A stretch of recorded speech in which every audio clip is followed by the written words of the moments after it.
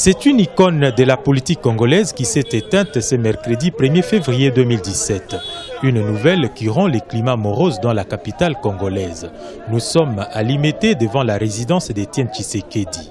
La tristesse des responsables, des militants et sympathisants de son parti politique est visible. En quittant le pays le 24 janvier 2017, une promesse avait été faite à ces militants. Le président de l'UDPS est allé se remettre en forme et nous reviendra dans 3 semaines tout au plus. L'espoir du peuple congolais résidait sur les épaules d'Étienne Tshisekedi.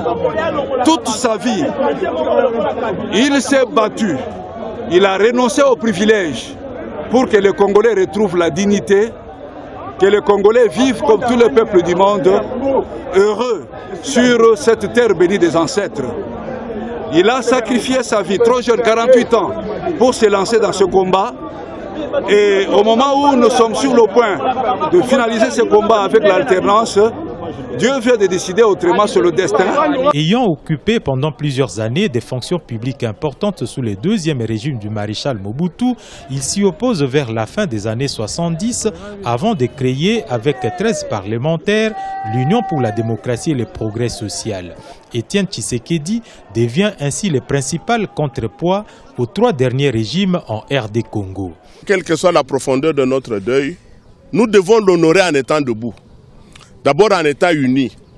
Et nous voyons que dans les moments que nous traversons maintenant, notre force, comme l'a dit, et là c'est une phrase qu'il faut retenir, le président Tshisekedi dans une des premières interviews, quand il est sorti de la clandestinité, il a dit « Un peuple uni est plus fort que la bombe atomique ». Notre président est mort. Mais la lutte va toujours continuer. Je le répète et je le répéterai toujours que la lutte va toujours continuer. Que deviendra l'accord de la Saint-Sylvestre sans celui qui a misé de tout son poids politique pour la tenue de ce deuxième dialogue, alors qu'un accord avait déjà été trouvé le 18 octobre 2016 entre une partie de l'opposition et la majorité présidentielle? Tshisekedi avait-il déjà désigné un candidat Premier ministre? Des questions qui suscitent des inquiétudes quand on sait que les violons entre les 2 classes politiques congolaises ne se sont toujours pas accordés sur ces points précis. Des centaines de militants surchauffés à attendre ce dimanche leur chef.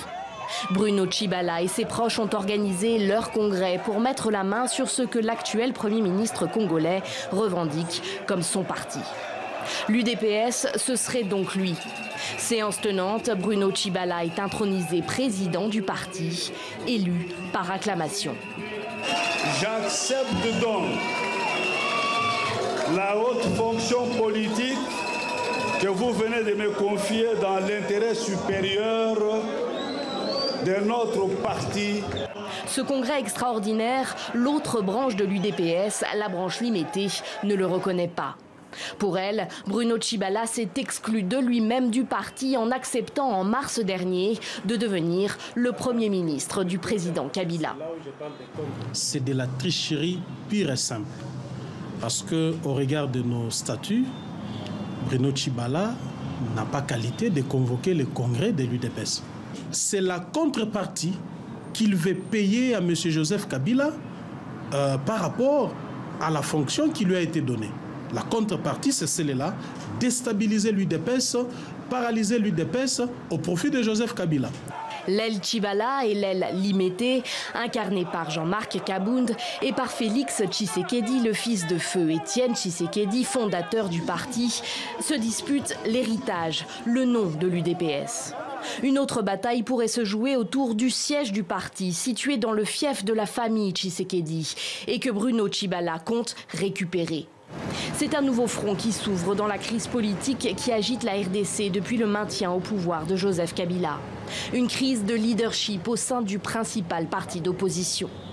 Forts du congrès de dimanche et de leur position au sein du gouvernement, les pro-Tshibala espèrent être les seuls à représenter l'UDPS au niveau de la Commission électorale nationale indépendante en vue des élections générales prévues fin 2018.